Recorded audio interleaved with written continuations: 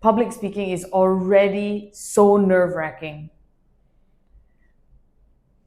But what's even more scary than public speaking?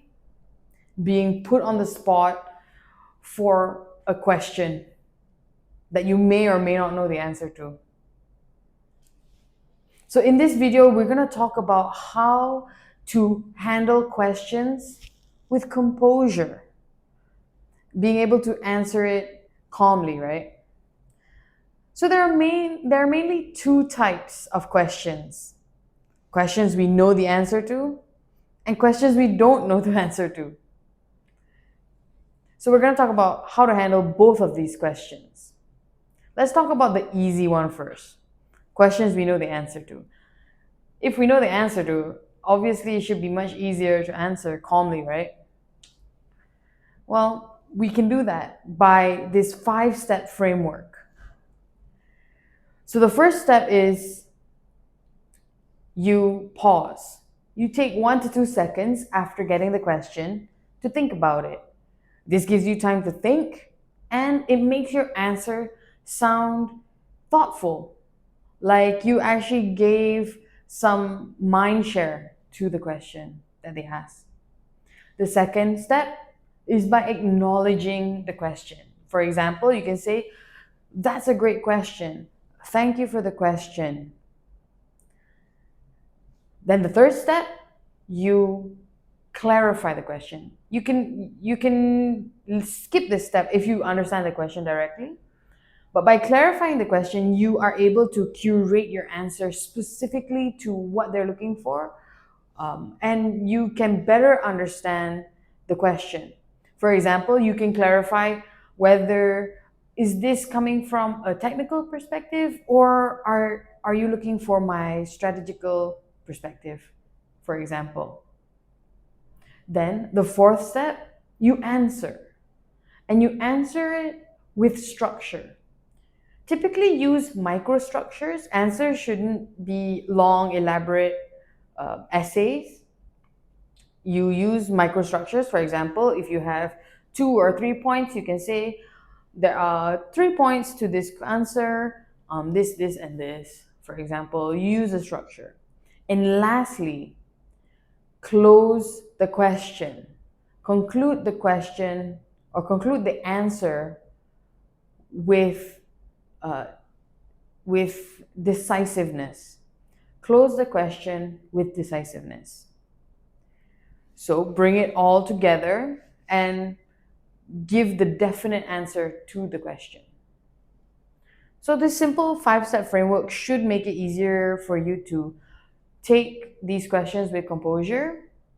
So now let's move on to questions that are a little bit more difficult to hold composure to. Questions that you don't know the answer to. My go-to when I don't know how to answer a question is you can use the framework that we spoke about earlier and use a standard answer. For example, you acknowledge the question and you give them the answer. So what I would do is I would say, "That's a great question. I don't have the exact information you need for that question right now, but this is what I do know." And then elaborate.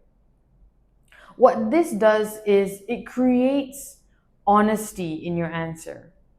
And when you're honest, people are able to trust you better as a speaker. And it creates trustworthiness in the minds of your listeners. And it means to them that you're not just answering for answering's sake.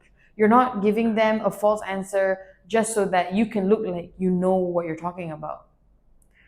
And they can trust you when they ask you a question next time. A partial answer is always better than a defensive one. When you answer honestly, it also helps you to stay calm because you're not pretending. You're not trying to be something that you're not. And that in itself will help you stay calm. So we've learned how to answer questions that we know the answer to and how to answer questions that you don't know the answer to. But let's be honest, those aren't the only questions in the world. There are difficult questions. So I want to touch a little bit on how to handle difficult questions. So difficult questions are best managed with composure when you remove the emotion from the equation. For example, you can address the emotion directly. So let me give you a few examples of difficult questions. Long and rambling question where it seems to have no end and they just, they don't know where they're going with the question. What you can do is, so to summarize your question, then you elaborate. So that's clarifying. The second type of difficult question could be, for example, someone asking you a question with a hostile tone. How you can address this question is by addressing the emotion, the concern. Say, I can hear the concern behind that question and address it. So you acknowledge the person's emotion and you get straight to the question. Another type of difficult question is a question that's going off topic. You can guide the question back onto the topic of today. You can say, that is a very important issue.